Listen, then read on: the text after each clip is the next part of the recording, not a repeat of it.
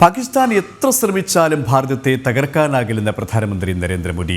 എല്ലാ മേഖലയിലും വികസന കുതിപ്പാണ് നമ്മുടെ ലക്ഷ്യം. പഹൽഗാമിൽ ചോര വീഴ്ത്തിക്കൊണ്ട് രാജ്യത്തെ വെല്ലുവിളിച്ചവരെയെല്ലാം മണ്ണിനടിയിലാക്കിയിട്ടുണ്ടെന്നും പാകിസ്ഥാൻ സൈന്യത്തിന് ഒരിക്കലും മറക്കാത്ത തിരിച്ചടി നൽകിയിട്ടുണ്ടെന്നും പ്രധാനമന്ത്രി വ്യക്തമാക്കി.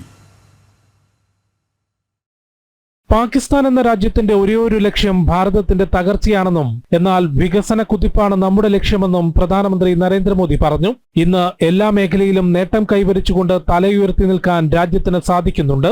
പഹൽഗാമിൽ 140 കോടി ഇന്ത്യക്കാരെ വെല്ലുവിളിച്ചുകൊണ്ടാണ് നമ്മുടെ സഹോദരന്മാരുടെ ചോര വീഴ്ത്തിയത്. അതിന് മറുപടി നൽകണമെന്നത് ദൃഢപ്രതിജ്ഞയായിരുന്നു. 22 മിനിറ്റ് കൊണ്ട് 9 ഭീകര കേന്ദ്രങ്ങൾ തകർത്ത് തരിപ്പണമാക്കിയ ധീരന്മാർ നമ്മുടെ രാജ്യത്തെ വെല്ലുവിളിച്ച തലകൾ മണ്ണിനടിയിലാക്കിയിട്ടുണ്ടെന്നും പ്രധാനമന്ത്രി പറഞ്ഞു. हमने सीमा पार चल रहे आतंक के 9 सबसे बड़े आतंकी ठिकाने उनको ढूंढ निकाला, अता पता पक्का कर लिया और 22 तारीख को उन्होंने जो खेल खेला था 6 तारीख रात को 22 मिनट में हमने उनको मिट्टी में मिला दिया.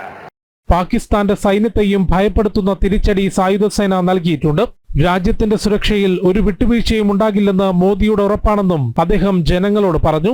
ദാരിദ്ര്യമില്ലാതാക്കാനും സമ്പദ് വ്യവസ്ഥ ശക്തിപ്പെടുത്താനുമുള്ള പ്രവർത്തനങ്ങൾ തുടരും. സുരക്ഷയും സമ്പദ് വ്യവസ്ഥയും ശക്തമായാൽ മാത്രമേ വികസിത ഭാരതം എന്ന ലക്ഷ്യം പൂർത്തിയാക്കാനാകൂവെന്നും ഗുജറാത്തിൽ ദാഹോദിലെ ലോക്കോമോട്ടീവ് നിർമ്മാണ പ്ലാൻ രാഷ്ട്രത്തിന് സമർപ്പിച്ചതിനു ശേഷം പൊതുപരിപാടിയിൽ പ്രധാനമന്ത്രി പറഞ്ഞു. ജനം, ഡൽഹി.